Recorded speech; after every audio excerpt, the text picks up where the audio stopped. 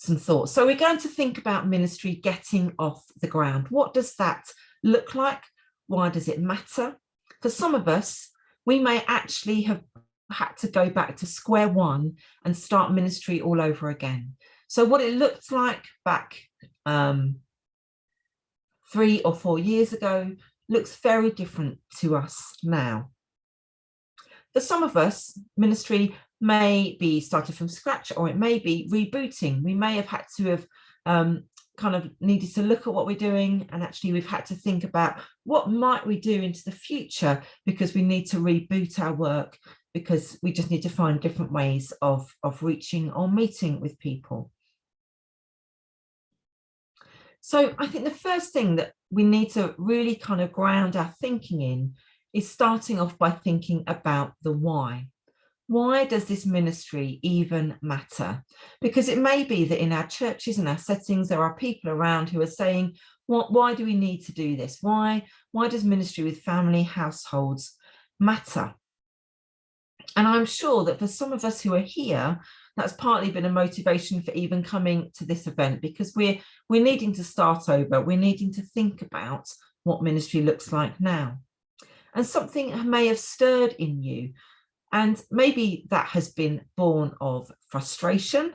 So why isn't our church bringing families in? Why don't we seem to be meeting with families in the ways that we used to? It might be that for some of us, it's born of enthusiasm, because, wow, we have lots of families on our doorstep. How can we help them? Or maybe there's been something about a nudge that we have sensed from God, that God is saying to us that we need to perhaps do something in this area.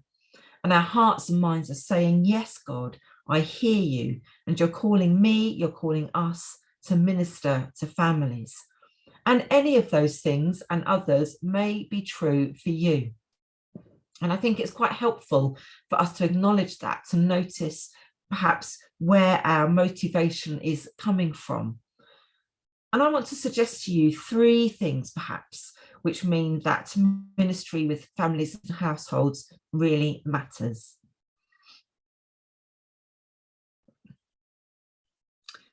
So the first one is that family networks matter to God.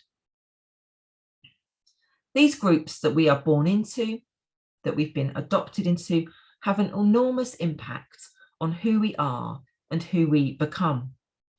God knows that we are shaped by our early experiences and the relationships of those nearest to us. So nurturing the right conditions where children and young people and adults thrive is vital.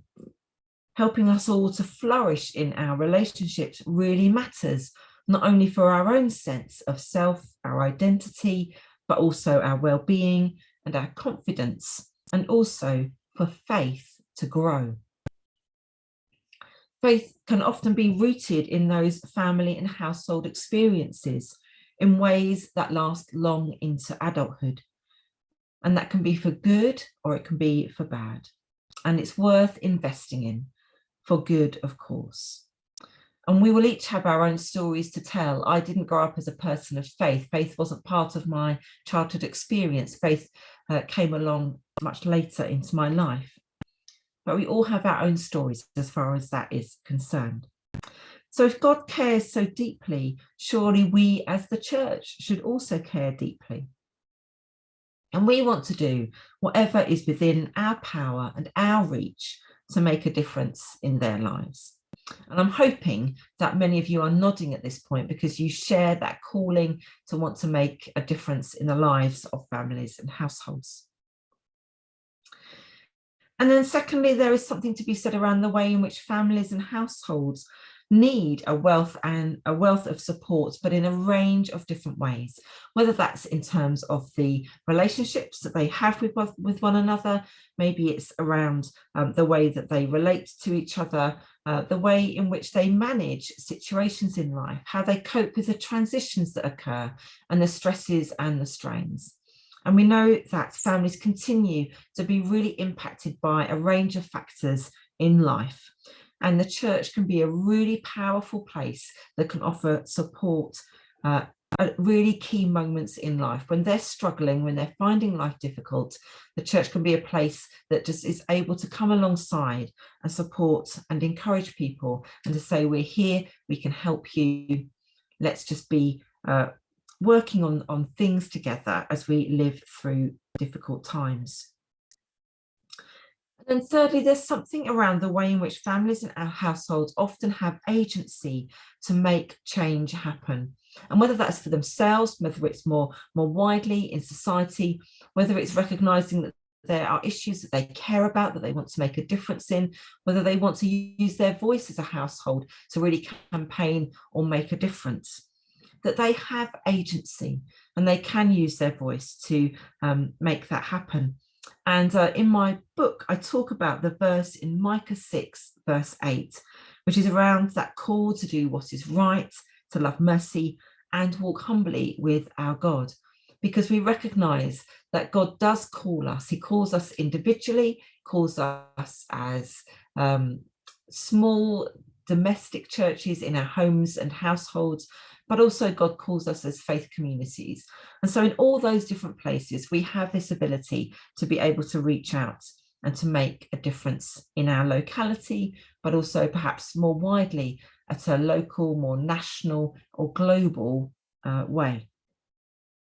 So to whatever extent, we can see that all families are on that discipleship journey of some kind, whether they're asking big questions of life, whether they're curious about spiritual things, whether they're exploring Christianity, or whether they're asking, why on earth does Jesus even matter?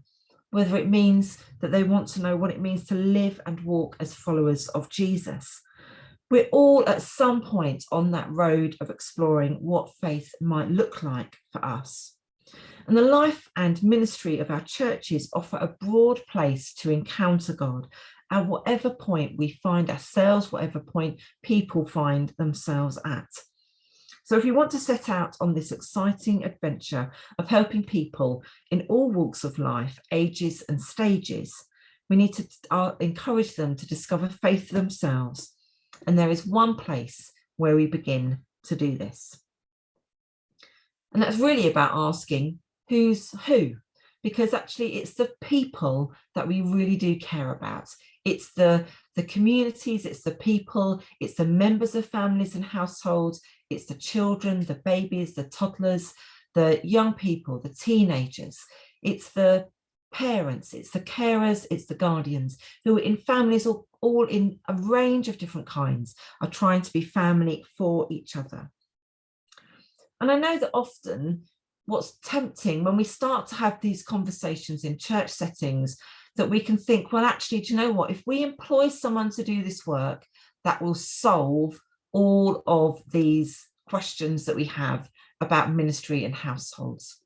And churches can think, let's put out a job description and an advert. Look, we've managed to get some funding. We're going to appoint someone in a lay worker role to come and be a family worker, a children's worker, a community worker, and they will be the person who can solve all of these things. And so if you're in that role, if you've been appointed to be that lay worker, you may recognize that there is this whole weight of expectation that is placed upon your shoulders to be able to resolve all these things. But ministry doesn't happen through one person. Ministry happens through us being community, through us walking together, working together to do these things. And we are often the people who are appointed into paid roles are the people who can try to kind of fan the flames of inspiration, of passion in the wider community so that we work together. So I hope today that you will not feel, if you are that person, that you will not feel that you're alone in that you will recognize that there are other people around you, that we are a community engaged in this work with each other. So I think we really want to be thinking about who are the people in our local community and our local neighbourhoods. That's the place where we start. What kinds of people are there? What kinds of homes do they live in? Who are the members of families? What do they do? What jobs do they have? Are they employed or are they unemployed? What are their working patterns? How do they socialise? What leisure activities do they enjoy doing? And so we start off by getting to know our neighbourhoods. And I can't stress that enough. We really need to know who those people are in that place. We need to know what their lives are like. We need to do our homework. We need to get out and about. We need to walk our local streets. We need to be praying, and we need to go where people are and join in. Because it's not just about thinking about how do we get people to cross the threshold of the church. It's actually about what does it look like for the church to go and be out in our neighbourhoods and our localities. Now, that may prompt a number of different reflections. We may think, actually, people are really familiar to us. We know our communities. We've been in this place for a really long time. We have a good sense of who they are. It may make us reflect that actually people are different. People are unknown to us. People are nothing like the folk who are in our church community. People are different to what we expected. We may have all kinds of reflections as we're going out and doing that work of knowing who is around us. And actually that may really be challenging. It may challenge our own perceptions. It may challenge what we had expected. It may challenge our prejudices. And we need to be really open to that and invite God to come and do that work in us. Because we need to keep in mind that often our own experiences are the lens through which we view the world and people around us. So we invite God to come and say, be open to all those that we encounter. And God, please draw our eyes to the things that you are at work at doing in the people around us, in and in our communities. So we may think that going and sitting and having a cup of coffee, we may think that spending time kind of walking the aisles at the supermarket, looking around when we're at the checkout and seeing who people are, we may not think that that is part of ministry. And I'm here to say that I believe it is, that we need to be looking at who people are, that we need, when we're walking around, to be keeping our heads up, looking at who is in the local streets, to make eye contact, to smile, to do those small gestures which help connect us to our fellow human being. There's a great tool if you want to do that alongside some other learning, that there's a census tool that you can use. So many of you will know that last year, I'm just going to try and see if I can find this for us now. I may just need to put the link in the chat to you. So I will do that in a moment. But you can use the census tool from 2021. It's on the Office of National Statistics. You can click on it and find out the data about your own neighbourhood. We're going to go into breakouts in a moment. I will find it for you for when we come back. But that tool enables you to really zoom in on your local area, find out about the ages of people in your neighbourhoods. It will take you into your council ward. You'll be able to see all kinds of different statistics about who's in that place. So I'll have that for you when we come back. It's a moment to go out breakout rooms now for discussion. And I'd like you to reflect on your community. What do you know about the families and households where you live? Do you know them well? Have a really honest and frank conversation. What is your knowledge and understanding like? And what does that then tell you about the types of need that people may have? So you're going to have about 8 minutes or so to chat. So don't hesitate. Don't spend lots of time introducing yourselves. Just say your name, get straight into the discussion, and get to know the folk that you're with. And we'll see you back here shortly.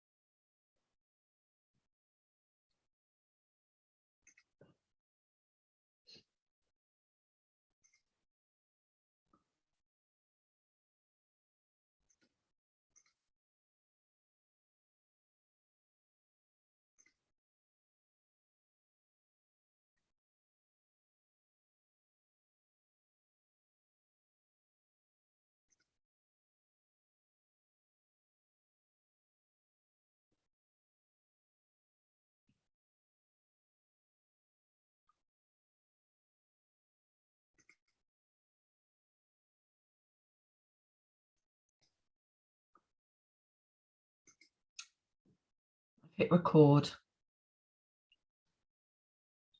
And I will start sharing screens that I can show them all there.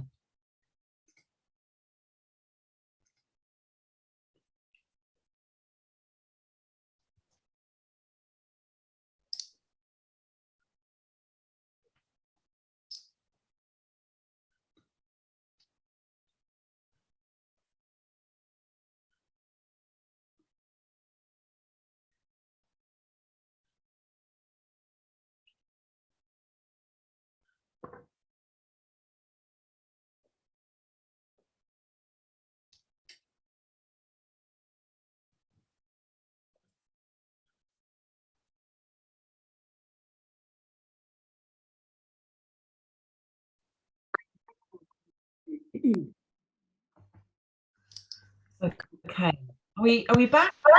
That's better. Yeah. Folks, welcome back. I hope you've had some good conversations, discussions, and just want to show you the. I will post the link to this into the chat shortly. If you go to the ons.gov.uk website, there is lots of interactive information that you can access there. You can select on different topics. You can also click on the map and it will let you zoom in. I'm not going to try it because I fear that it may just send my laptop into a bit of a meltdown. So, but if you click on your borough or your region or your area, it will zoom in and you can find information that's very local to you. And then you can look at a range of different things. So I find it really fascinating. I'm a bit geeky about these types of things. I know it's not everybody's cup of tea, but if you want to know more about actually what's going on in your neighbourhood, then there is a whole lot of really great information, including something which tells you the percentages of different age ranges that live in your neighbourhood. So you can find out, for instance, where I live, that there are, I believe, 18.6% are under 18. So you can find out that kind of information, which gives you a steer on what the makeup is of your local area. So I hope that's going to be useful. You can spend time to your heart's content exploring the ONS website in the coming days.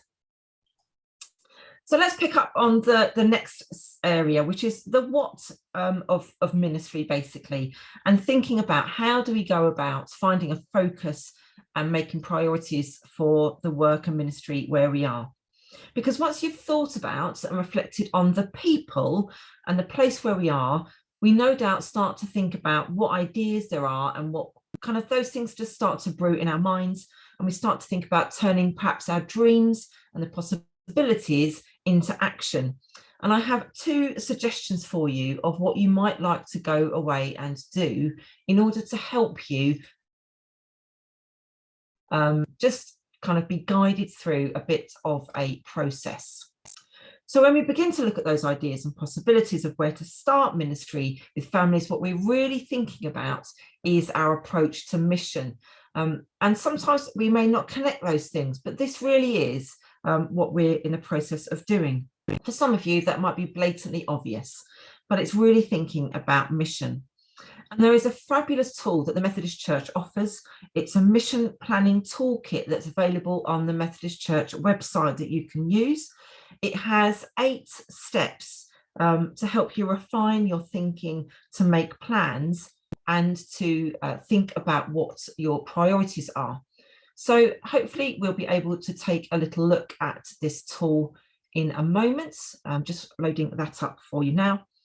Because sometimes trying to decide, even deciding where and what we want to do can be hard. And we may feel that there is a wealth of possibility. We've got all of these options before us. And we may be kind of aware that there's this possibility, there's this that we could do, there's something else, there are people in this place. And trying to narrow that down can be challenging. And what the toolkit helps us to do is to think through in a quite logical way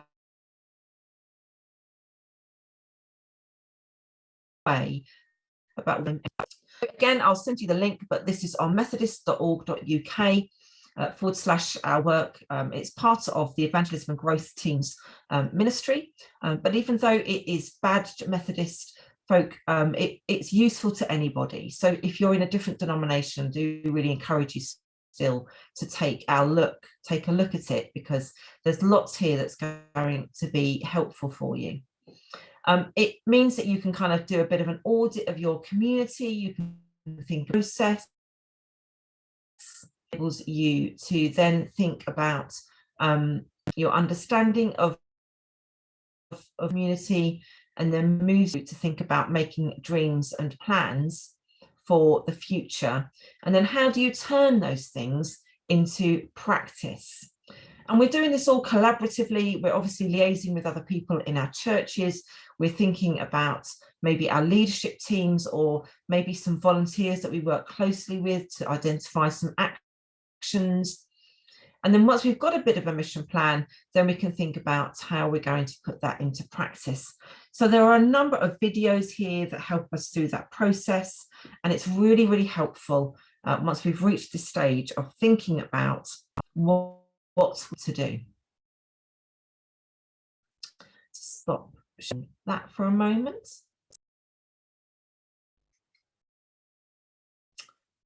And then there is something else which some of you may know about, but recently we have had the government's initiative around family hubs, and it was launched late last year and is actively seeking to partner with churches and faith communities to offer support and care to families.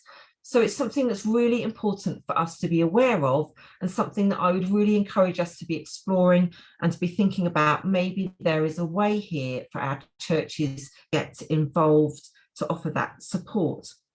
What family hubs can enable is that our provision can be signposted to a much wider group. So for instance, if you are running a toddler group, and if you want more people in your area to know that that is available, that that's on offer, if you want to try and connect with people who are maybe not usually part of your kind of church reach in that sense, then making it known to the local family hub can be a really great way of doing that.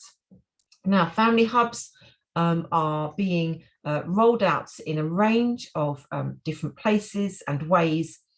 And it's really important for us as a church to know that there is this real intentionality around family hubs connecting with places of faith. And so there's this invitation for churches to get involved that's being done very proactively. They really want churches to approach them and be part of what is happening. So let me just show you a place where you can find out more. You can go to the National Centre for Family Hubs, which is the Anna Freud Centre. They have, again, they've got a toolkit which you can explore, which tells you more about what family hubs are. It will tell you more about the training that they offer if you do want to get involved and find out about what's happening. It explains what they do, and it explains what family hubs and the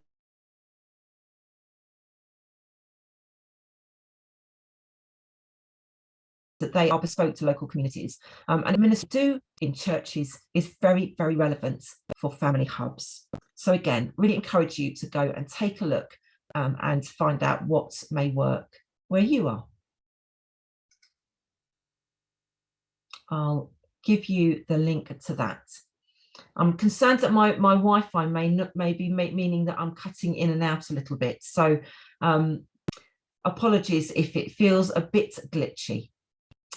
I'm just going to give it a moment. There's always a moment after I've shared screen where my laptop needs to just be reminded that it can work. It will be. So 2 things there for you to explore and to help you as you're doing your information gathering, as you're thinking about the way in which you may want to develop your ministry with families. So there is the Mission Planning Toolkit, and then there is also the National Centre for Family Hubs, which may be useful for you as you're thinking and making plans for your church and community. We'll go into another breakout room now. It's time for discussion, time for you to think about what might be a starting point for you. And that's really an opportunity to, as you've perhaps started to think about where you are, as you've started to think about maybe God is beginning to prompt, you know what, I'm just aware these people, this group of people are on my mind a lot. Is God trying to say something to me about ministry with them? And so where might you start? And the question is, what would be the one thing that you might want to go away and do? So it could be something really simple. And I encourage you to think in very simple terms. Don't think at this point, I'm going to go and start ministry with the 3 local schools that are in my town. That's too big an ideal to have at this stage. So I really encourage you to think and bring your thoughts down to a very simple level. So something simple might be, I want to go and chat with the parents at the school game. I want to go and find out more about the needs in our neighbourhood.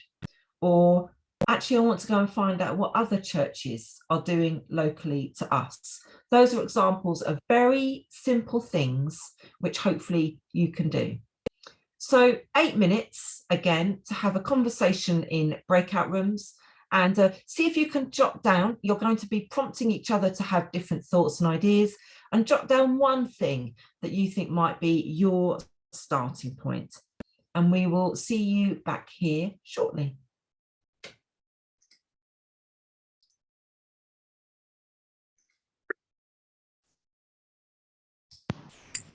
Welcome back, everybody. We hope that you got a few things that just got you thinking, that prompted you to just start to perhaps bring a few thoughts together that have helped you start to wonder a bit more about what you can do. Now, I spotted Julie's question, really good question, about what if there's already a family hub where we are. So just to make it super clear, family hubs are being rolled out obviously by the in England. It's been run out into 75 councils, and the best way to find your local family hub is to search for your local council's website and look under Family Information Service, and they should have details of where the hubs are in your local area then. And then what I'm suggesting is that you could contact them if you've got one local to you, and you can see whether or not there might be ways in which you could share information, whether you can signpost, whether they are aware that there might even be gaps in the service or provision that they have that you might be able to help with and support. So hopefully that will mean that you can get on the right track. And I'm just wondering if the hive mind, because I'm aware that this is in England, whether you guys will have any information about plans in Wales or Ireland. So if you know that, then feel free to share it with us. You can message us, and that would be super helpful to know. I started to look during breakout rooms, but didn't have a chance to finish off my research. So perhaps once you've had a chance to do some of that mission planning work, once you've started to think about what might our ministry with families and households look like, the next step of that is to start to think about putting your plans into practice. And that's really going to be a joint piece of work. It's going to need to involve others in your church. We never seek to do these things on our own. Working by ourselves often means that we end up being burnt out, we feel burdened, we feel stressed. It's too much often for us to work in that way. So we're always looking for ways in which we can build a team, whether that's a core team around us of 2 or 3 others, whether we can involve the leaders or ministers in our churches to work with us, or whether it means actually working in partnership with other churches that are in our locality. So that may well be that there are other churches of the same denomination. Dare I say, we would have conversations with churches of other denominations and see whether or not we could work together to do things. In Methodism, it might mean that we're going to talk to other churches in our circuit. That might be a bold step for some. But looking at how can we do this work together, I think that's very much what God calls us to. We don't work alone. We work with other people. We work as teams. We work with other churches. to try and grow God's kingdom in that Missio Dei work of how do we kind of continue to join with whatever God is doing. So the final thing that I just wanted us to reflect on was really just to say to you to keep the main thing the main thing. Because often what happens is we embark upon ministry and there is something in front of us that we get very excited about. We see lots of possibility. We throw everything into it. We put all our energy, our time. We work really hard to make it happen. And then that can sometimes trigger a wealth of other opportunity. And we suddenly start to think, oh, look, there's possibilities of things that we could do in schools. Oh, look, we could go off and do this other work with children here, or we're getting young people who are engaging with our messy church. Perhaps we should do something separate for them. And all these ideas start to bubble up. We start to kind of imagine all kinds of possibilities. And we can be really tempted at this point to then start to do everything else. And some of you may have experience of this, because actually we talk a lot about growth. We talk a lot about wanting to have more people. We want to talk about, you know, we're getting children. We now want young people to be part of our ministry. How do we grow this? And we start to drift our thinking into increasing, widening, making bigger, making better. And suddenly, before we know it, we might be 2 or 3 years into ministry and it becomes totally untenable. And actually what's happened there is that we have lost sight of the main thing being the main thing. So when we've gone through that mission process, when we've thought about, okay, here's the thing, we have noticed the parents on our, or the families in our neighbourhood seem to have this need. Let's just worry about that one thing. And I think kind of sometimes that may feel as though it's contrary to how we imagine ministry grows or how we imagine church life grows. But actually what it means is that we can remain attentive to what it is that God has called us to. It means we focus our energies and keep focus on what it is that is before us, and we don't dilute or drift out into doing other things. So once you have your priority, stick with it. And sometimes that may mean that when we start something, we see no fruit at all. We may be trying to gather people. We may be trying to do something that's very pioneering, something very new, and people don't seem to be responding. But actually, sometimes, in my experience, we kind of plough away and we keep on doing it over and over again. And we may find that slowly, people become a part of whatever it is that we're doing. Or maybe actually what we're setting out to do is something very small anyway. So when we hit 10 people, we're going to be over the moon because we have those 10 people and we're forming community with them. And that means that we can get to know them really well, building really great relationships with them and with the team that we're working with. And so we just keep on plugging away, and actually it just takes time. Don't rush it.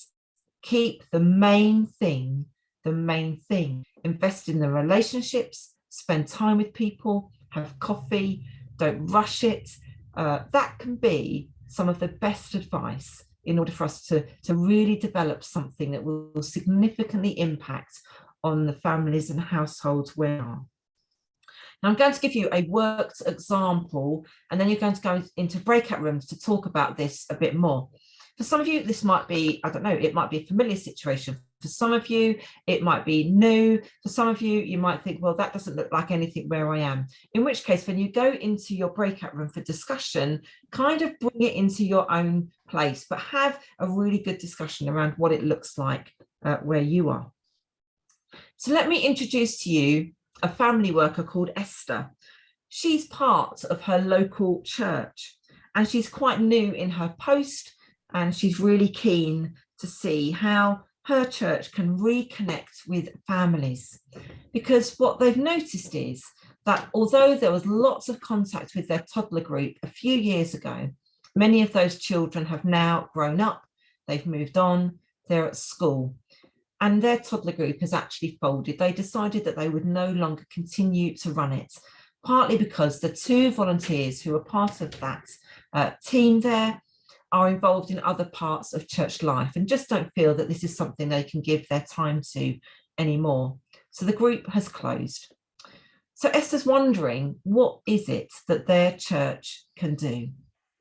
And she's noticed actually that in the mornings when she's come in and she's having meetings in the church building, that there seem to be parents and carers walking past the entrance to their church building. And they're going to and from the local primary school, which is just down the road. So there are parents with pushchairs, there are parents with primary age children, and they are walking right out the front of the church. So the question for you to talk about is, what could be the next step for Esther? One very simple question, and you have 8 minutes to talk about what would you do if you were Esther, if you were in her shoes? What would you want to do as the next step?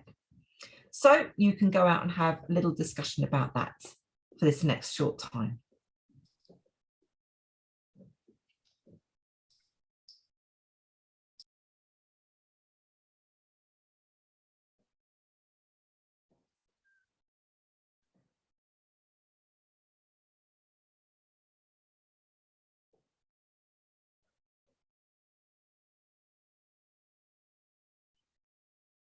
Welcome back. I hope that gave you a chance to explore a specific context and how you might respond to that.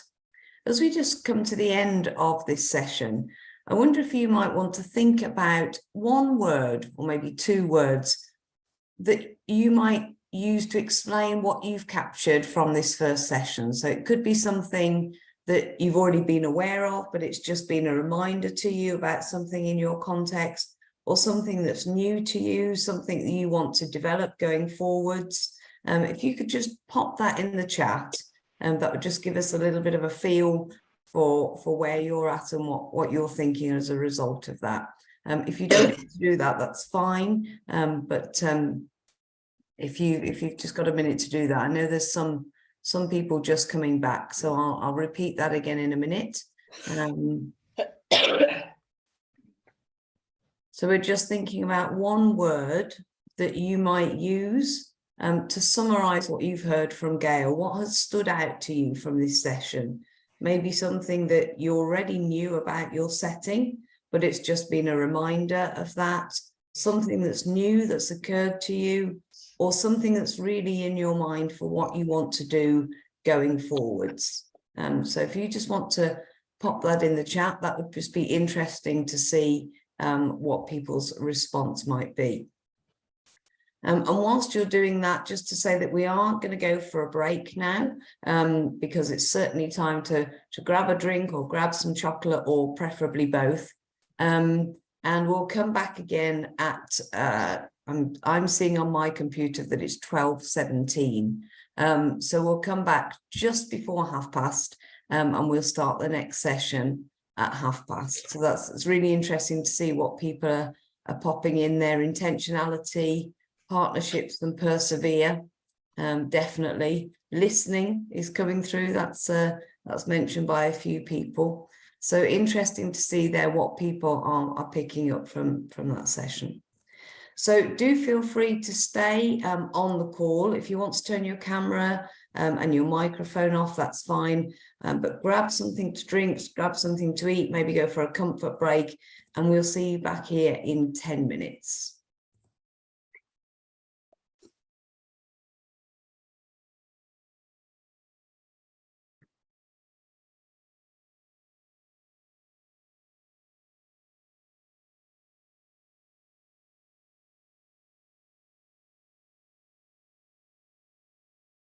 Okay, I think we'll make a start and people can catch up as they come along.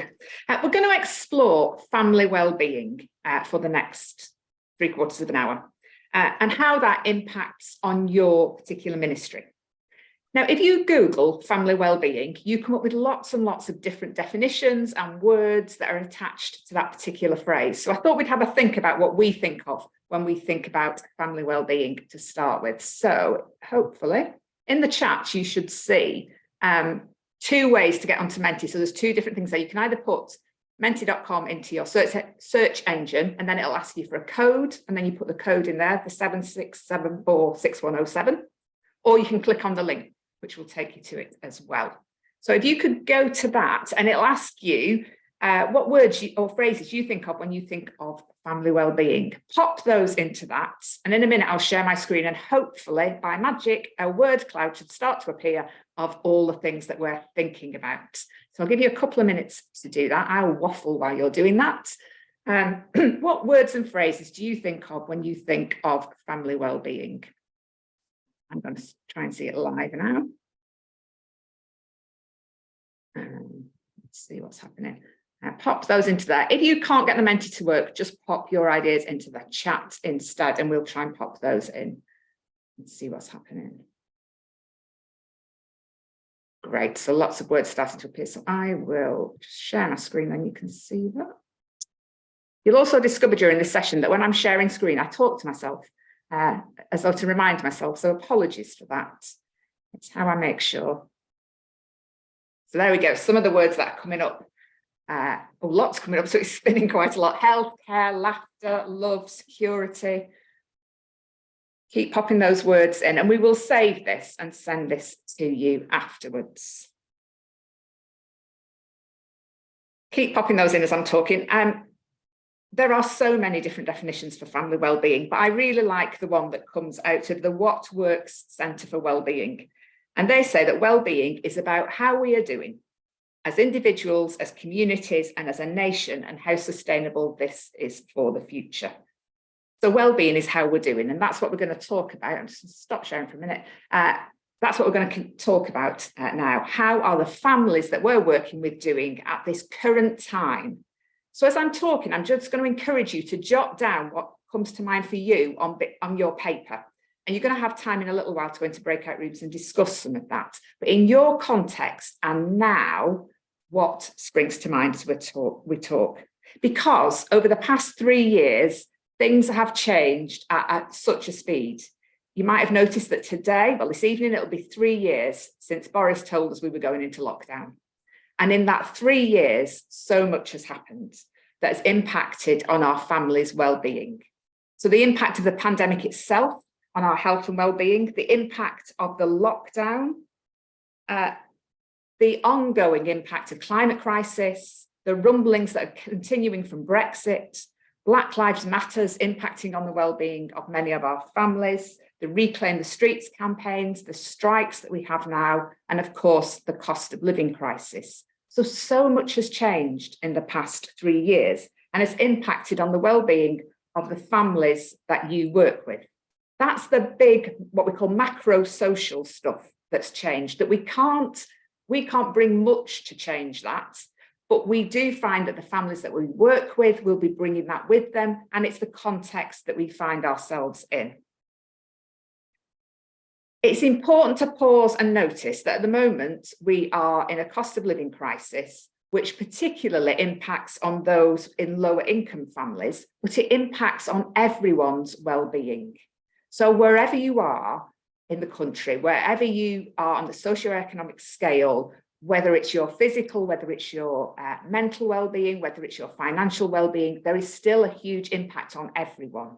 And it's important for us to notice that it's not just particular families, it's all families that are being impacted in terms of their well-being by the situations we're in at the moment.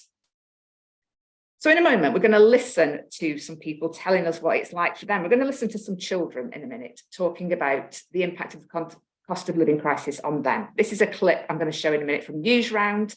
It's a school in Dundee, and this was filmed in the autumn, so before we've gone through the winter. But they're talking about what the cost of living crisis means for them and how it impacts on them. So as we listen to them, I encourage you to listen out for how this would impact on the well-being of the families that they come from. So I'm just going to ask Gail to pause the recording for a minute. So the impact of the cost of living crisis on all the families that we're meeting with will be huge. The Good Childhood Report for 2022 that was commissioned by the Children's Society noted that 85% of parents and carers were worried about the impact of the cost of living crisis on the well-being of their families. That is a huge statistic. And these are the families that you and I are encountering in the work that we do. That can sometimes feel big and huge, and we don't know what to do with some of that. But what we have noticed, and what you will all have noticed over the past 3 years, particularly in these times, is that there are areas where we can support, where we can affect change in a family's well-being, and where we can help them to find agency themselves to make that change. So we're going to look at those now. I'm going to talk about 5 particular areas. Now, some of you might have heard me talk about these 5 key areas before, but what I want us to think about really is now, the situation now. What is it in these 5 key areas that we need to notice? So as I'm talking, jot down what resonates for you and what it makes you think of. So I'm going to share PowerPoint, and let's look at these 5 key areas. So these are areas that the NHS, Mind, local government are saying are the key areas for focusing on in terms of supporting family well-being. Connect, keep learning, be active, give, and take notice. So let's have a quick look at what each of these is and how they impact. And as I said, I encourage you just to jot down what you notice in each of these, what it reminds you in your context of. So firstly, connect. Connections with others play a really important part in our well-being. Having a network of social connections and high levels of social support impacts positively on our health and our well-being. Good relationships help us to build a sense of belonging and self-worth, and they give us an opportunity to share the positives in our life. And it can also provide emotional support for us. So for some people over the last few years, they'll have had a really positive experience of connecting that they may have carried forward into now. So people who sat in their deck chairs outside their houses during lockdown may now have formed community together. We're seeing a lot of evidence of communities coming together to cook and eat together in this time when the cost of preparing food and cooking food is great. They're coming together to do that. So making those connections as well. But for many people, they'll feel isolated and disconnected. Those of you who've been involved in warm spaces will be aware that a lot of the anecdotal evidence coming out of there is that people are coming not just for the warmth, but for the connections, for the conversations, because they're feeling lonely, because they need a place to talk to someone. So those connections are really important. And it's worth noting that a big part of connecting over the past 3 years has been virtually. So for those families who find themselves in digital poverty, that adds an extra dimension to their problems with connecting and therefore impacts on their well-being. So connect is one of those key areas. Secondly then is being active. Physical activity boosts our health and our well-being. It's not just good for our physical health, it's also good for our mental well-being. Very often you'll hear people say, oh, I'm going for a run because I need to clear my head, or I'm going for a walk because I just need to not think for a while. We associate our physical and our mental well-being together very often. And physical activity can raise your self-esteem. It might be that people set goals or challenges when they're being active that help their well-being. And it causes those chemical changes in the brain which can change our mood. It's why most primary schools now include the Daily Mile. It's why parkrun has become such an important part of our society, and why families often are going to parkrun together as a place where they can be active together. So I guess the question for us is, what are the opportunities for people, for families to be active together, to move together and to walk together? Third area then is about taking notice. Reminding people to stop and to pause and to notice can strengthen and broaden their awareness and contribute to their positive well-being. I've popped on there a slide from a chapel that I work with, Chapel in the Fields, where they do these wandering walks, which is that opportunity to stop and pause and notice. Muddy Church has really become quite a big thing over the past few years because it offers that opportunity to stop and to pause and to notice the little things and to be curious about the world around us. But yeah, at the moment, a lot of people are having to work long hours because of the cost of living. People are putting extra things into their day, so they might be walking rather than using the car. So sometimes those opportunities to notice have been lost. So how do we help people refine that time to stop and pause? Fourthly, then, learning. Lifelong learning can have a positive impact on our individual well-being and on our family well-being. It boosts our self-confidence, it raises our self-esteem, and it gives us a sense of purpose. It also often helps us connect with others because often we learn in community. So where do we create spaces for people to learn? Where do we encourage families to learn together? How do we recognise the learning that happens within the families? And the fifth one then is give. Making connections with our wider community has a positive impact on our well-being. Research suggests that an act of giving and kindness can help improve your mental well-being by giving you that sense of reward and the positive feelings that come with that, by giving you a sense of purpose and a feeling of self-worth, and by helping you connect with others.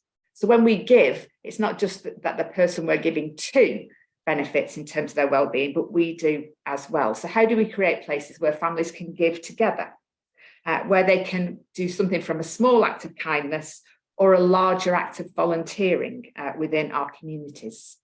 Where are the places where that happens? So those are the 5 key areas, but I'm just going to add a 6th kind of thread that runs through all of them. And I've talked about it a little bit in some of those areas, and that's around food. It's not just what we eat and how much we eat and when we eat and how much water we drink that impacts on our health, that impacts on our physical health, but it's also the social context of our food that impacts on our well-being. Cooking and eating together, sitting down together and talking and listening to what each other's days have been like, and just being together is so important for our well-being. But at a time when many families are finding it difficult to heat their homes and to put food on the table, there's a key role for faith organisations, for community groups to think about how we create opportunities for people to sit and eat together and how we support that. Because obviously it's in areas where it's been difficult over the past 3 years, but how do we support that moving forward now?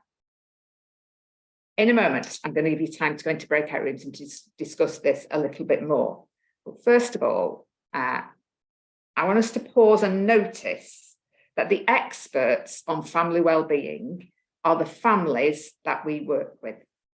They are the people who know what is best to support their well-being.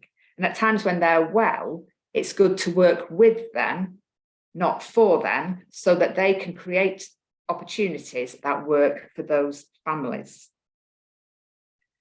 About giving people some agency of choice in what they do. One of the big things we've learned from the warm spaces is around dignity. And somebody told me a story which has stuck with me, and I've kind of taken it into the stuff I do about family well-being, and that was about a kettle. And they were saying that some of the people who came to their warm space couldn't be at home and have a cup of tea because they couldn't heat the home, and the cost of the electricity to make the cup of tea was extortionate. But when they came to the warm space, for some people, they wanted someone to make a cup of tea for them. But for others, they wanted to be able to make their own cup of tea. And that ability to choose was really important. And that metaphor has kind of stuck with me. What is it about the kettle and the making the cup of tea that when we talk about family ministry and family well-being is important? It might be about saying to families, where is it that we're going to go and walk together as we share together? It might be about asking families to get involved in the cooking of a meal that you're going to share together. But how do we give the families some agency in that so it becomes something that we do with, not for? So I'm going to pop some questions on the screen, but I'm going to, in a minute, pop these into the chat. These are some questions to help your conversation, but you don't need to stick to these questions. So thinking about the impacts of wellbeing in your local area, thinking about how family wellbeing is supported, again, in your local area, and then how the church is involved in that. And then thinking about where there are opportunities.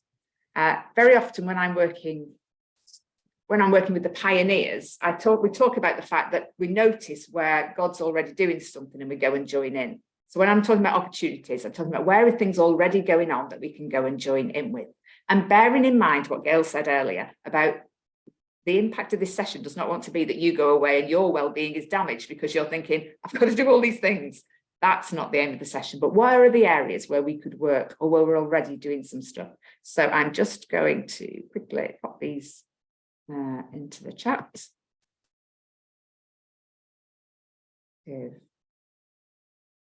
Yeah.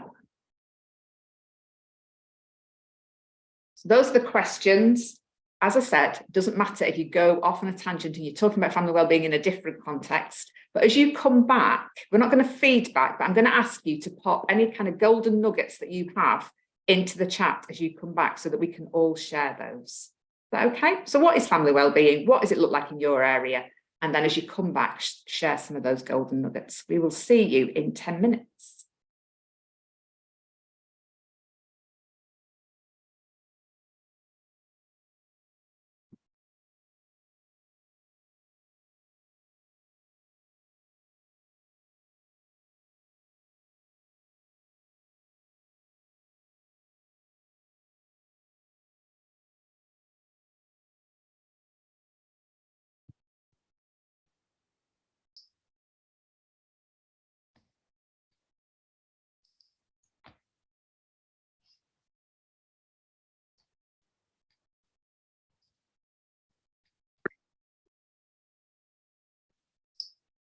Welcome back, everyone. Everyone's flying back in. As you come back in your discussions, if there were things that you thought, oh, other people need to know about that, pop those into the chat. They can be anything. Maybe not what you have for your lunch, but anything related to family wellbeing. And pop those into the chat and we'll save those and we'll share those with you afterwards because you also have a lot of wisdom around this particular subject. So pop those into the chat as you come back.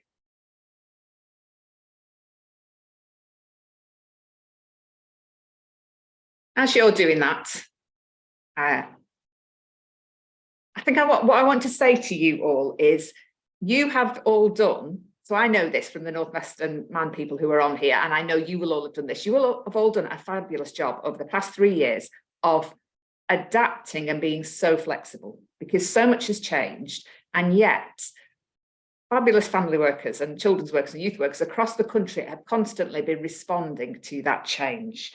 And we have that opportunity still to impact on the well-being of the families that we work with. And so first of all, I think I wanted to say thank you to you all for just doing the stuff you do and doing it in the way you do it, because it is brilliant. And lots of the ideas that are coming through in the chat now are just evidence of that. But I also want to say, which I said before, and which Gail has said, you can't do everything. And we are not saying to you today, all those 5 areas, plus the food, we want you to go away and all do something. Do the one thing and do it well. And notice those other places in your community that are doing the other thing and signpost people to those. Signposting is a really important part of our ministry. And it's important that we do that and don't try and bring it all on ourselves to try and do those things.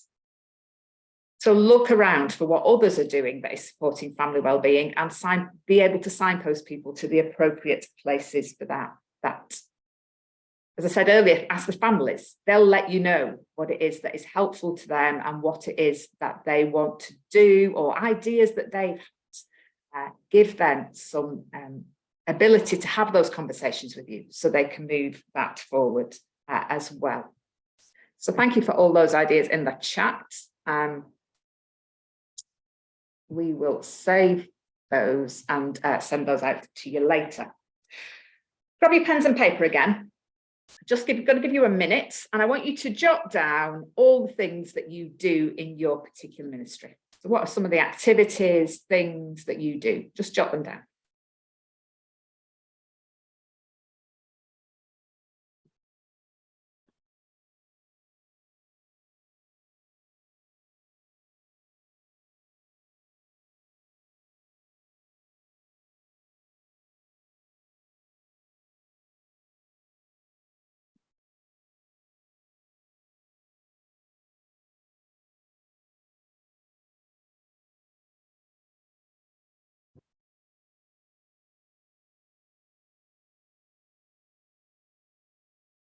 Remember all that stuff that Gail was mentioning earlier. So it might be about being at the school gate. It might be about conversations and coffee after church. It might be about the supermarket that always takes twice as long to do the shopping as you think it's going to. Jot some of those bits down.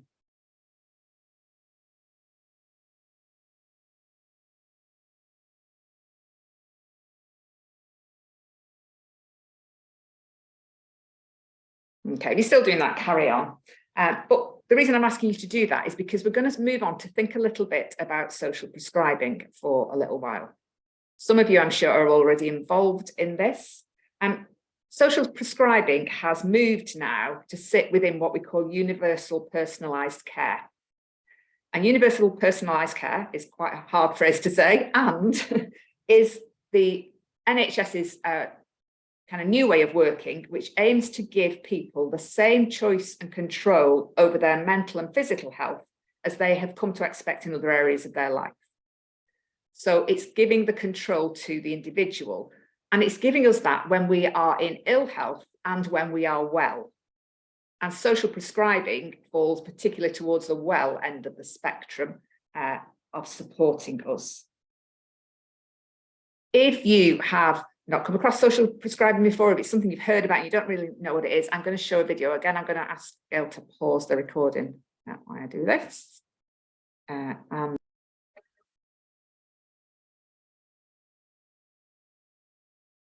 So social prescribing connects people to practical and emotional support. And the way it works is there are social prescribing link workers who on the whole are based out of GP practices. There are some places where they're based in other places, but largely they're based out of your GP practice.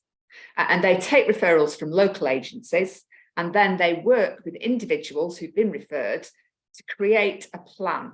They create a community plan together, which responds to that person's particular needs. So some of the things that you saw in the film clip there, some things around loneliness, about feeling isolated, about needing to move more, they respond to those. So really impacting on a person's well-being and on the wider family's well-being. I'm going to tell you a story. A friend of mine is a social prescribed link worker. She used to, when her children were younger, run the toddler group at the church that I go to. So when she met a family who were referred to her and whose issues were around isolation and loneliness because they'd moved to the area and they didn't really know anyone. Dad was working long hours. Mum had a small child and was finding it difficult to make some connections, and she was finding it difficult to make those links in her local community.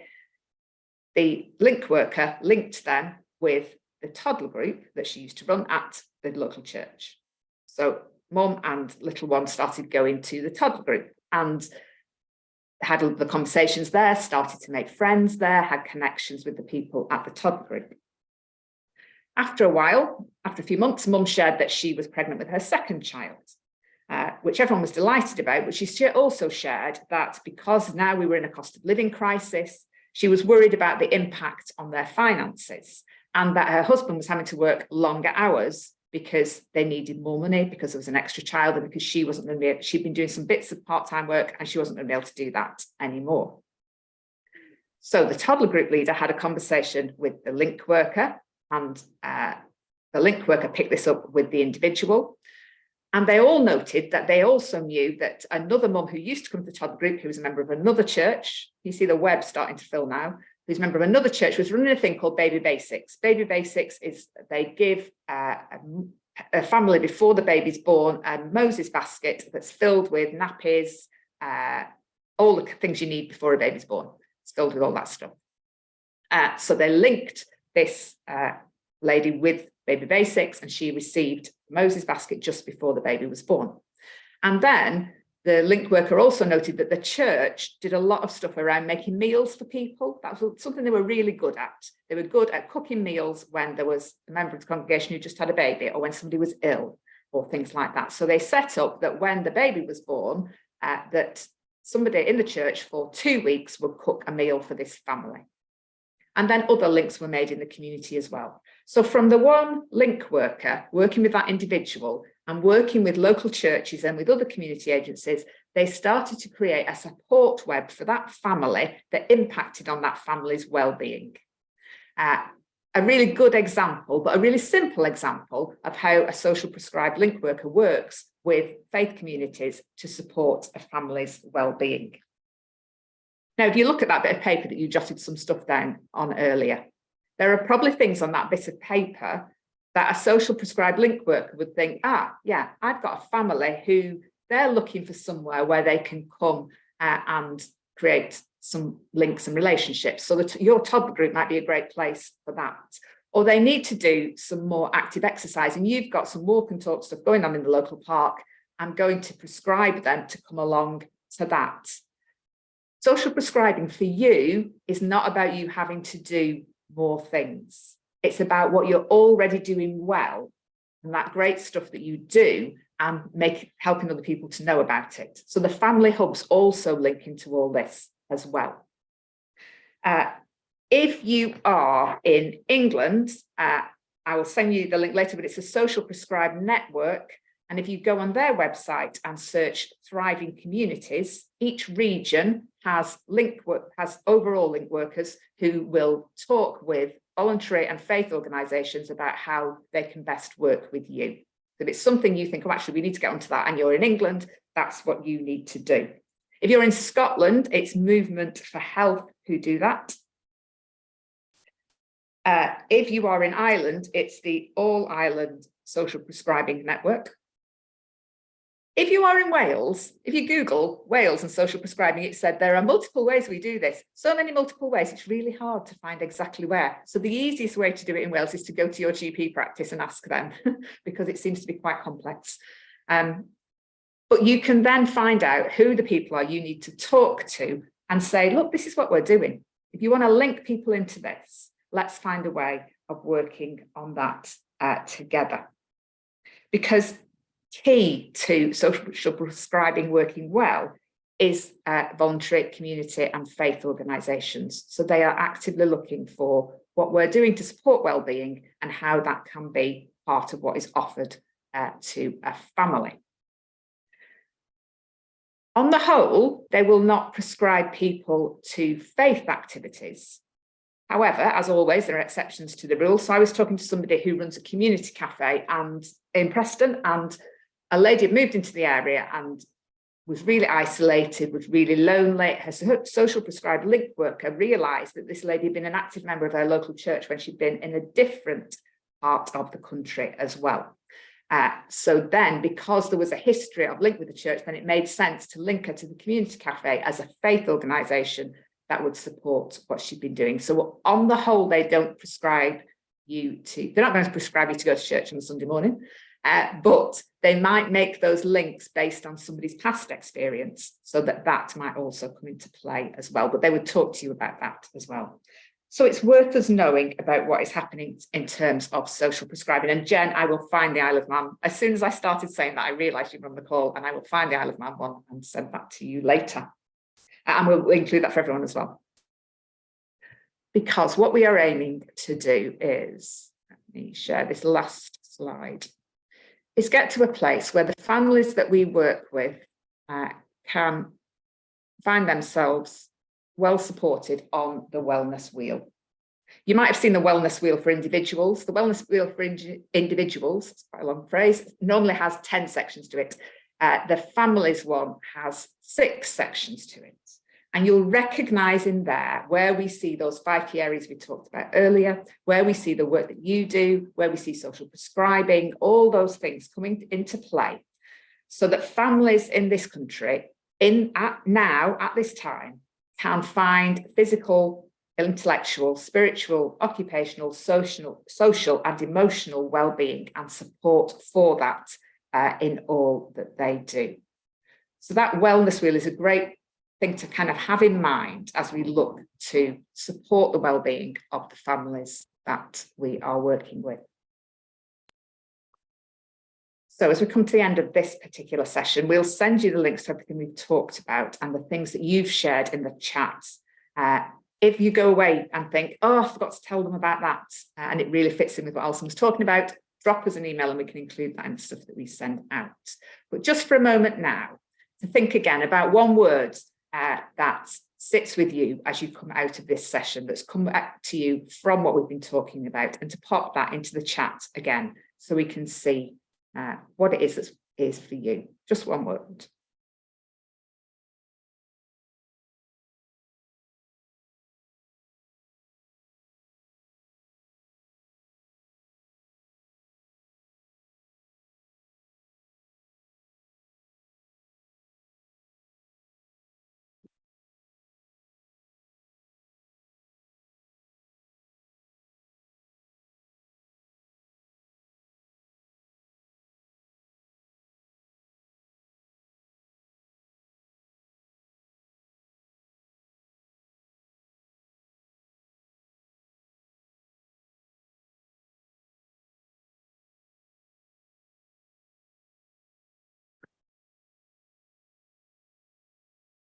Great. It's really interesting when both times you've done this now that many of you reflect the same words. And that's really, really interesting to see. We are going to have a 5-minute, literally 5-minute wriggle break. So if you need to grab a comfort break, you need to grab a quick coffee, you need to grab chocolate, do that. And we will be back at 19, ready to start at 1:20, if that's okay. See you in 5 minutes. Okay. So welcome back to everybody. Hopefully you've had a chance to have a quick leg stretch or grab a coffee or chocolate. So we're moving into the final session now, before we have a time of reflection at the end. Just to reassure you, we will be finishing by 2 o'clock. So please don't worry if you think that you've got to leave by then. We will finish by 2. And this third session is being recorded, and we will send out the notes as well. So please don't worry, and don't worry about writing things down. So as I share things, feel free to listen, to engage. We're coming to a time of looking at resources. So the interesting thing out of today is that we get kind of enthusiastic, we know what we want to do and we're keen to go forwards. And then we suddenly think we need to conquer the world by tomorrow. And picking up on Alison's session on well-being, we really don't want people to set off at such a rate of knots and then they've burnt themselves out in 2 weeks or a month's time. So the thing I would say as we come into this final session is keep your context in mind.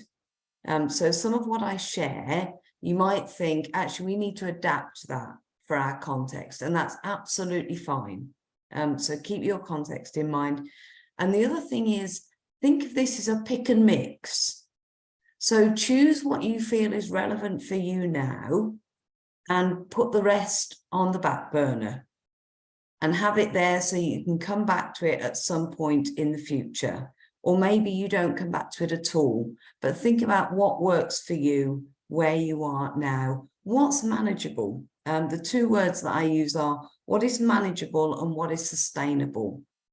So what can you manage now, given the people and the finance that you've got, and what is going to be sustainable going forwards? So try and keep those things in mind as we start to look at resources. I'm going to share my screen with you, and I am just going to talk you through each of the resources, not in great detail, but just to highlight them. If you're aware of other resources that would support family ministry, if you can pop those in the chat, that would be really helpful, because we'll share that after this session. So I'm just going to start by sharing my screen and hoping that will come through to you. So here we go with the first kind of starting slide. So all of the links are live as of today. So hopefully that will continue to be the case, but they are live at the moment. Back at the beginning of this session, Gail mentioned that this team was part of the Children's Ministry Network. And Children's Ministry Network, or CMN, years ago produced resources called Core Skills for children's ministry and Core Skills for family ministry. And many of you may be aware of those. And we felt that it was time to kind of update those and restructure them. So launching in early 2024, we are starting 2 new programs, Essential Ministry for Children's Ministry and Essential Ministry for Family and Intergenerational Ministry. This will be a digital format. It will be on an online platform. There'll be 10 sessions in each of those courses, covering a wide variety of areas, written by a wealth of experienced people who have been doing this for many years. So that's just really to flag up that that's coming. If that's something you would be interested in piloting, please do get in touch with Gail. Gail is very much at the helm of seeing this move forwards. So if you get in touch with Gail, she'll be able to give you more detail on that. Messy Church, part of BRF, who I work for, and we've got various ideas for exploring faith at home on the website, and I've included the link there. Messy Church Goes Wild is Messy Church that takes place outside. It's about creating awe and wonder about the world in which we live and considering our individual and our corporate responsibility to how we exist and protect the environment. Messy Adventures sits within the Messy Church Goes Wild project. So there are 12 sessions available. They are free to download on the Messy Church website. If you Google Messy Adventures, you can access those all for free, and those can be used across a variety of contexts. But again, please adapt it to fit your situation. Parenting for Faith. I know we've got Kate with us this morning from Parenting for Faith, who offer a wide range of courses, parenting courses for babies and toddlers, for children, and now we have a teens course, so parenting teenagers for a life of faith. Alongside that, there's a wide range of general resources, various podcasts, events for parents and carers from toddlers right the way through to teens. And coming soon, we're launching a grandparenting project as well. So that's going to be coming up in 2024. Please do get in touch with us if we can be of any help to you, or if there's anything you want more information about. The URC produce a range of resources now to support faith at home and faith within families. So we've got Faith Adventures at Home, family film night resources, which I have to say I have used those and they're absolutely fantastic. How do we encourage families to sit together to watch a film and explore some faith conversations there? And also The Gift, which is a booklet for grandparents and godparents. And I'm going to ask Lorraine, is there anything you want to add in at this point on any of those? I don't think so, except to say that the family film night resources have been produced by 2 of my colleagues in Scotland and Wessex, and there's a lot of churches that are using them to create a warm space as well, but that obviously you have to check your licensing details for that, because that does involve you showing a film, and you can't just do that even if you're showing it for free without the licensing for it. Brilliant, thank you. Church of Ireland have developed the Bible Buddy adoption pack for Easter, but they do have other Bible Buddy adoption packs available as well beyond Easter. I'm just going to ask Rachel. Rachel, is there anything you want to add on this? Just to explain, I think probably a lot of people will have heard of the concept of Bible buddies. It came, I think, originally from America as reading buddies. So encouraging children to get into reading by having a soft toy or whatever that they feed by reading to it. And so the concept in terms of faith formation at home, encouraging families to read the Bible together. And so you can do an adoption drive as a church or as a parent and toddler group, or even just kind of giving them out to families. and the Easter pack takes them through the Easter story. They have all of the verses there printed out, and then there's space for them to reflect and to draw a picture or to write what they think about the verses they've just read. There's a little care a leaflet that just tells them how to care for their buddy, and each pack has a certificate of adoption that the child gets. They can write the name of their buddy and their name to show that they've adopted that teddy, and some posters if you wanted to use them as well. It's all free on our website. We have a lot of other resources if you wanted to go to our website. It's there on the list, so ireland.anglican.org, and we have a whole resources page there too to look for different things. So it's brilliant. Thank you, Rachel. Muddy Church, I saw a shout out for that earlier in the chat. Muddy Church have got some great resources. Likewise, Forest Church have got some really good resources. Kitchen Table Project from Care for the Family. Again, I know we've got people from Care for the Family with us, so it's great to have you with us today.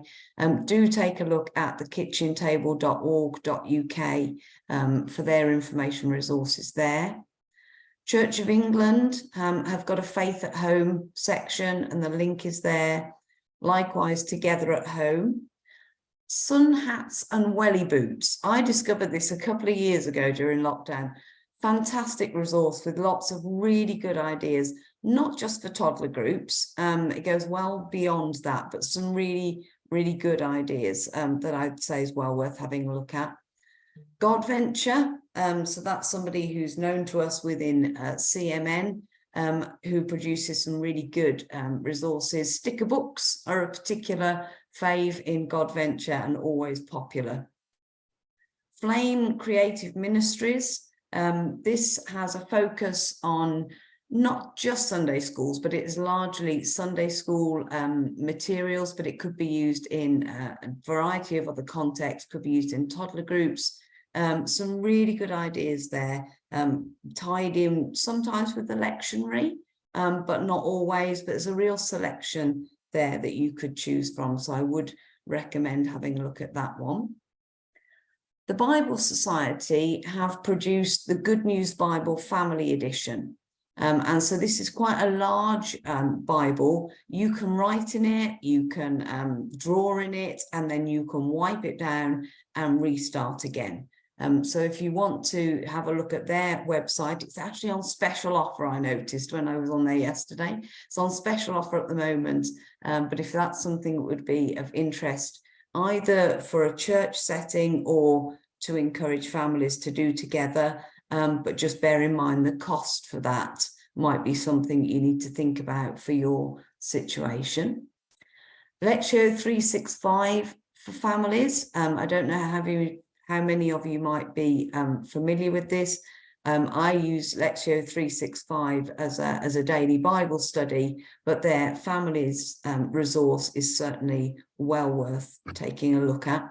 Gail, is there anything you want to add on that? Because I know that's something you've used quite a lot in your work. I think it's very accessible and very flexible. So it's something obviously that you can just have on your phone and engage with wherever you are.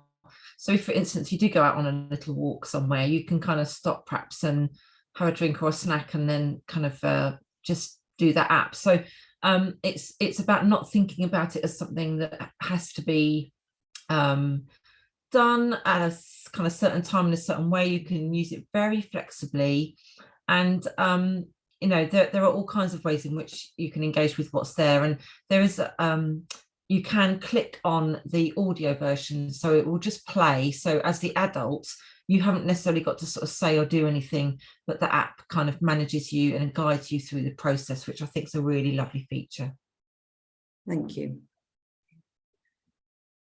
Salvation Army do a resource called Get Out, and they've got various ideas there for, again, how you might engage with the community. Energize Urban Saints at Home activity packs. So you might want to send these home to families to use, or it might be something that you do within church, and then that guides them into doing something at home together, because often modeling is an important part of this. if families feel a little bit daunted about doing something together, if they've never done it before, sometimes if you do it in church first, then it models something that they could do at home.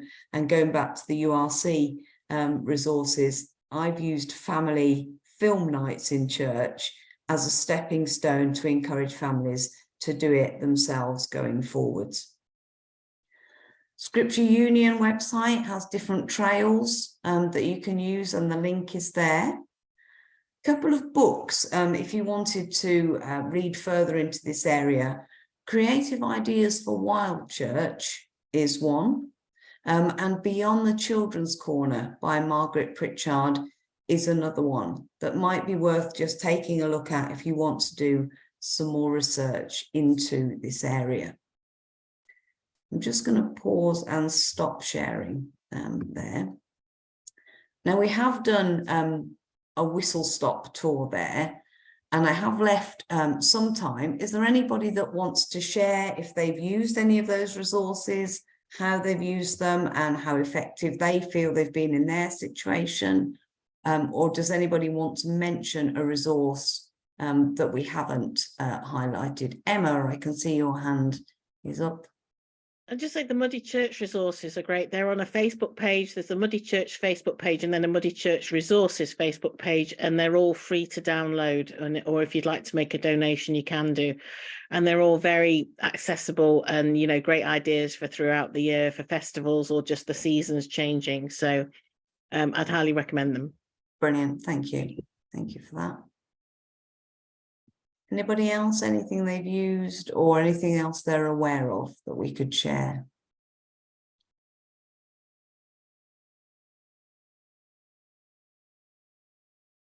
Linda? I've put the links in the chat, but our church runs an antenatal group called Begin Well, and it's like a national thing.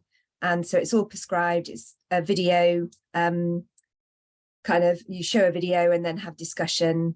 And we just found the need in our community that there wasn't any free antenatal care. And the other one is Kids Matter, which is a parenting course. And that also is a very prescribed course, and it's all the resources are done for you. You have to train to be a leader of that course. And again, we found a need in our community to run a parenting course because, again, there wasn't any free in the area. Brilliant. That's really helpful. Thank you. Thank you. Yeah. You can see people are putting things in the chat, which is really good. Any others that people have used?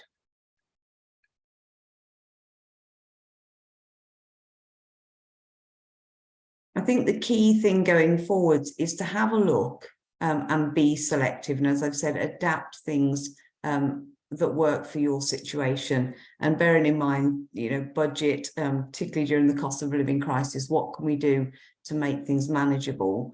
And also not reinventing the wheel, so that you're not having to spend hours creating new programs, creating new ideas. If something is there and it's available, picking up and running with that, or developing it in a way that works for you. Nicola.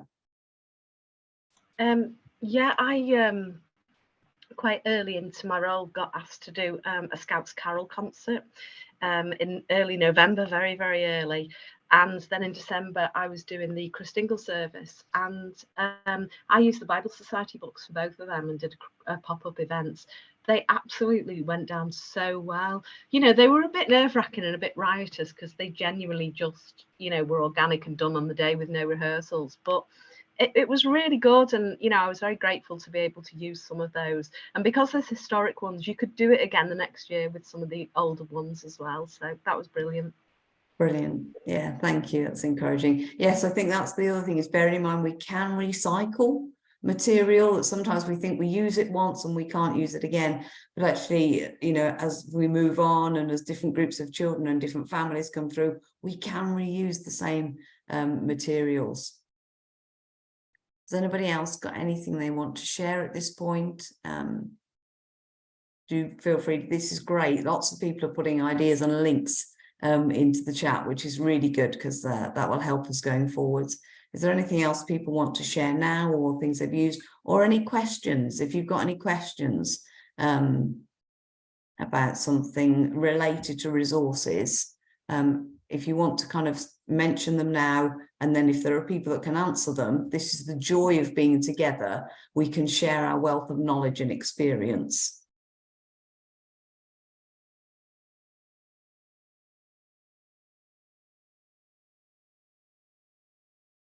No, I think we're all okay. In which case, I'm going to draw that together, but just that reminder as we come to the end, that we bear in mind our context, but also we bear in mind our own well-being. So use this as a pick and mix, take what's relevant and think about what's manageable for you at the moment going forwards. So we will send all of these out so that you can go back to them afterwards. But I'm going to hand over to Gail, who's going to draw our time together. Thanks so much, Jane. And there is something so powerful about when we gather, share ideas, where we reflect on what we're doing and what we'd like to do. And I feel very, very encouraged today. I don't know about anybody else, but just to see that the wealth of what there is that supports the really important ministry that we do, and just all the creative ways in which we approach doing it. And I think, yeah, folks working with families and households are often just very, very creative about kind of thinking of new and alternative ways of doing things. We're always flexing and adapting, and I think that's one of the strengths of working in this field. So yes, you're very much encouraged in everything that you're doing. A couple of things just to help us think about what has made a difference for us today. The first one is this, and this is actually for us as a team to help us, is that I'm going to ask you to take part in a very simple poll. There is one question, and it should be appearing up on the screen in a moment or two, and hopefully you can see it and choose one of those options, because we're interested to know what stage you're at with your ministry. And so do you consider yourself to be starting? Are you rebooting, kind of reimagining what you do now? Are you continuing with what you do, because actually it's really effective, so you're continuing it? Are you in a place where you're actually building on what's already in place? So actually your ministry is thriving to some extent, and so actually now it's about saying, well, how do we build on this? Or maybe for some of you, you're in that place of just thinking about a new thing. So maybe there is ministry of some kind, and you're thinking, actually, what might a new thing look like? So a moment or two more, lots of you already doing that, and just give you a bit more time to pop in. You can only choose one. Oh, that's a big decision to have to make, I realise, but see which one is the best fit for you and plump for it. Just a really good steer for us in terms of where folk are in terms of what you're doing. So a few more minutes, because I think there's a few of you perhaps still wanting to do this. I'll leave it up. I can see at the top it says 78% have participated.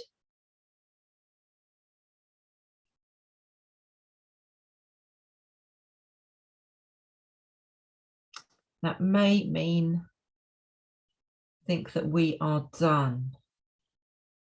Okie doke. Oh, there we go.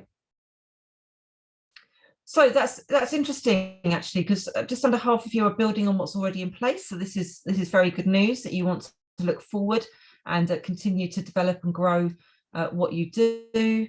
And then I guess sort of starting from scratch and rebooting feels like that's about a third.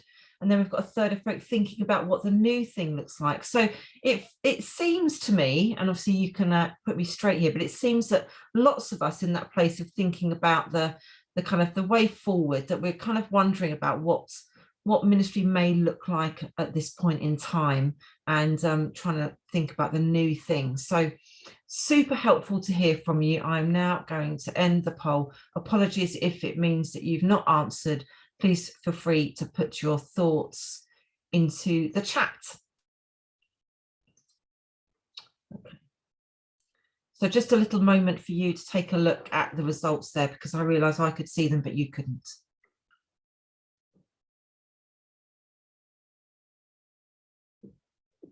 Okay. None of us, interestingly, just continuing with what we're doing. So nobody's happy with the status quo. No one's in maintenance mode. We're all looking at what the next thing might be. Okay. And then something to just capture some of what you have perhaps been drawing out of everything that we have reflected on. And it's another Menti poll for you. So you need to head over to menti.com. Let me just share my screen. And if you put the code in 19139424, we're asking you for one word which sums up your key takeaway from the event today. And you can also do this in your browser. If you go to menti.com, you can also go into your browser on your phone or on a tablet and take part as well. And it will ask you for a word. Now, I think it's going to let you choose more than one word. So if you do want to put more than one in, that's absolutely fine.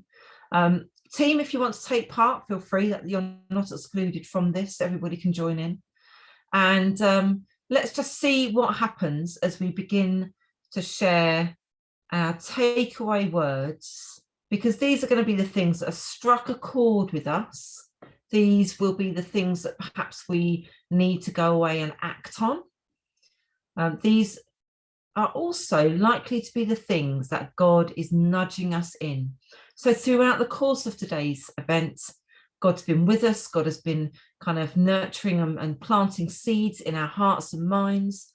So what might be the things that God is saying, okay, let's walk in this direction and see what happens here. So just keep your eyes on the screen. You'll be able to see it as it grows.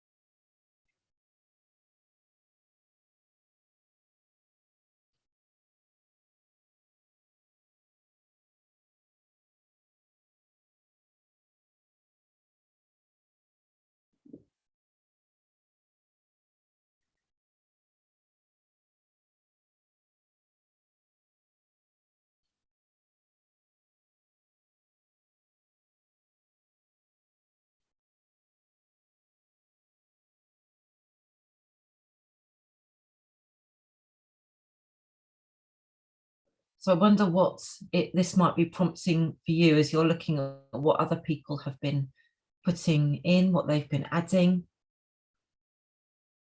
I wonder what you're noticing. Feel free to comment in the chat.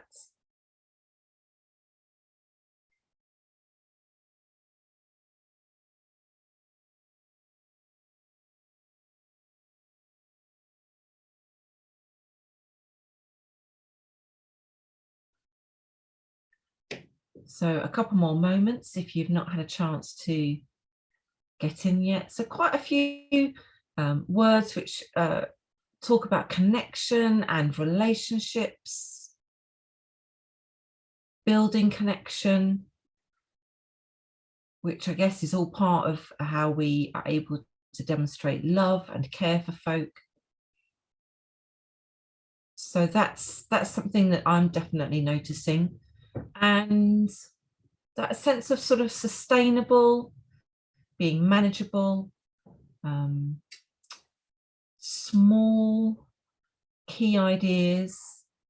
So something there for me about, I guess, ministry in being kind of grown in a way which, which feels manageable, which feels that it's kind of within our grasp, really. And then some really great words around sort of encouraging, being excited, development, journeying, the challenge. And those things are always existing in ministry for us. And it's about how do we respond to those things? So do we run or hide from the opportunity? Do we take the challenge on? Do we try to find a workaround? What does it mean for us? So thank you. You can continue to do that if you'd like to. I'm going to stop sharing, but you can still go into Menti and contribute if you think of something, or I guess even if you change your mind, because what you've seen here may prompt you to have some other thoughts. I hope that through the course of today that you have been thinking about the families and households that you know, and we'll be aware of friends, we'll be aware of neighbours, the people in our churches, and the things that those people are experiencing, the struggles, the challenges, the difficulties, the joys, and I'm sure that many of those things will have crossed our minds over the past few hours as we've been talking about these things. So let's just spend some time in prayer now.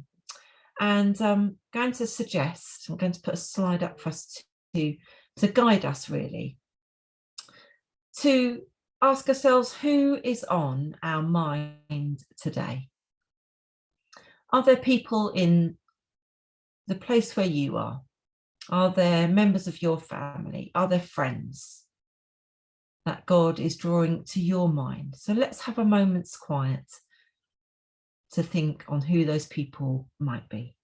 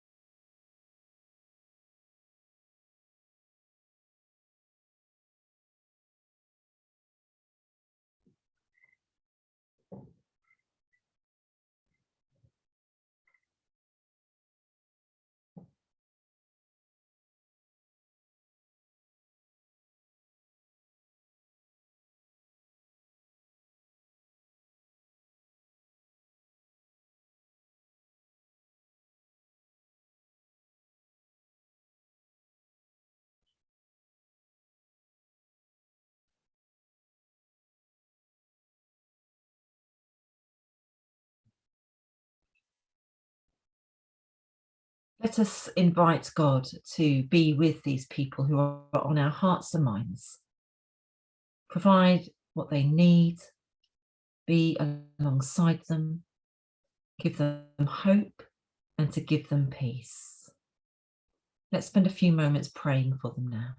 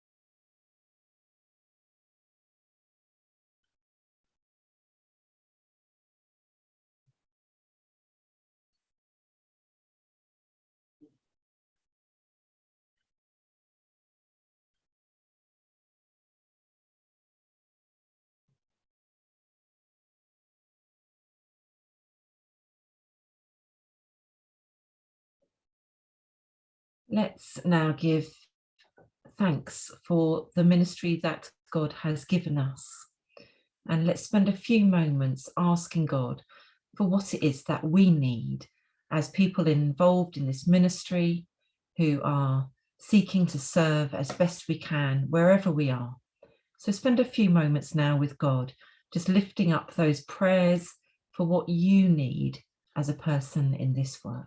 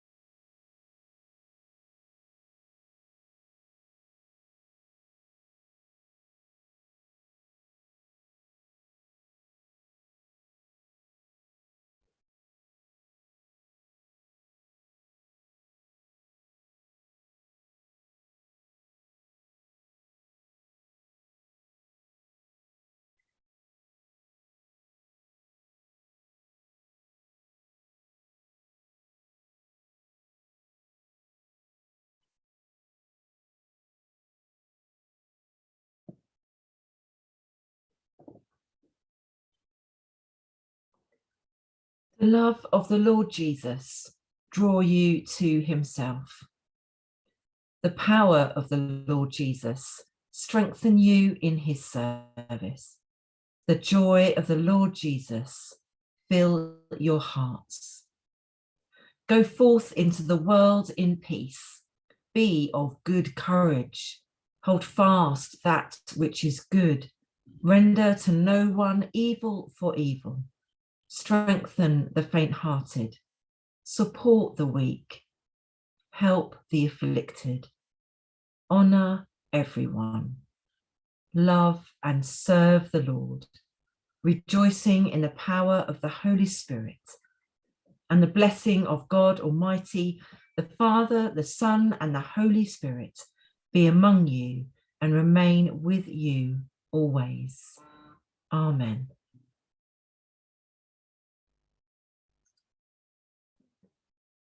Folks, as we come to a close, let us say the grace together. You're invited to unmute yourself. Let's have a cacophony of noisy graces being said all at the wrong time, not in sync with each other, but just recognizing the wonderful diversity of all that God has created. It's been wonderful to be with you. If you'd like to stay, if you'd like to ask anything, we will be here for a few more moments. But in the meantime, may the grace Grace of of our our Lord Jesus Christ, Love of love of God, fellowship of the Holy Spirit, be with us all, evermore. Amen. Go. Thank you. Bye. Bye, see you soon.